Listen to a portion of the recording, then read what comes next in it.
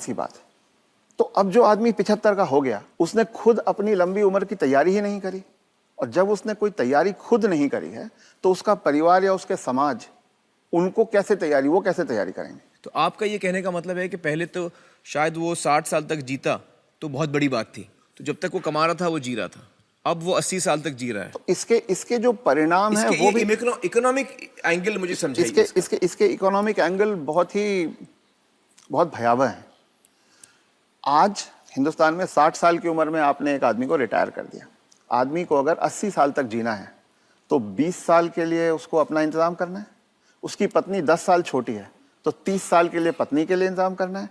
औरतें आमतौर पे 5 से 7 साल ज़्यादा जीती हैं, तो 35 साल के लिए उसे अपनी पत्नी के लिए फाइनेंशियल इंतजाम करना है और 20 साल के लिए खुद के लिए इंतजाम करना है। आज के इन्फ्लेशन में, आज की महंगाई में कितना भी पैसा आप एक जगह रख दीजिए, क्या वो 35 साल तक खींच सकता है? ये प्रैक्टिकल नहीं है।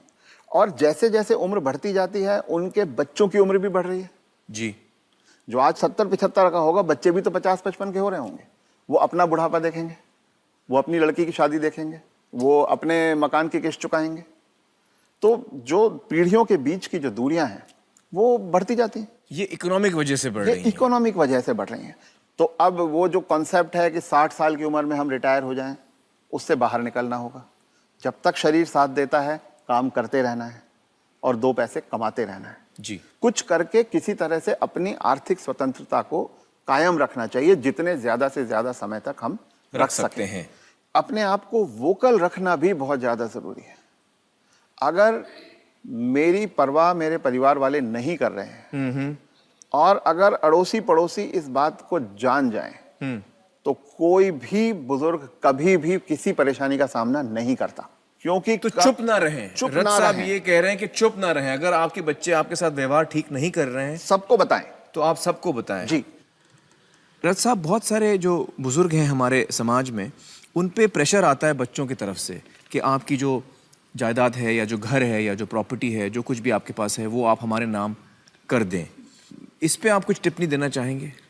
पहला ये कि किसी भी हालत में आपके पास जो भी धन संपदा है, जो भी आपके पास आर्थिक साधन है, वो जब तक आप और आपकी पत्नी जीवित हैं किसी और के हाथ नहीं जाना चाहिए। कितना भी प्यार करते किसी हो, के नाम पे नहीं जाना किसी चाहिए। बच्चे, किसी बहू, किसी पोते, किसी के नाम पे ना जाए, कितना भी आप प्यार करते हो। क्योंकि जब तक अगली पीढ़ी को पिछली पीढ़ी का सामान कुछ मिलता नहीं है तब तक वो उनकी इज्जत करते रहते हैं।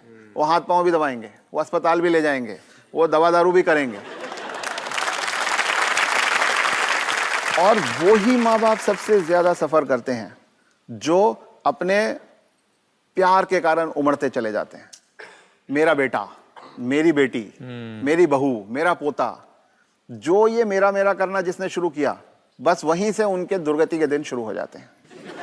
इसलिए सबको ये ध्यान रखना चाहिए कि कुछ भी हो जाए, कोई प्रलोभन आए, कोई इमोशनल ब्लैकमेल हो, कुछ हो, उन्हें अपने पास अपनी चीज को रखना चाहिए। उन अपने बच्चों से शेयर करें तो अपनी मन की खुशी को शेयर करें, अपने पैसे को शेयर ना करें। जी।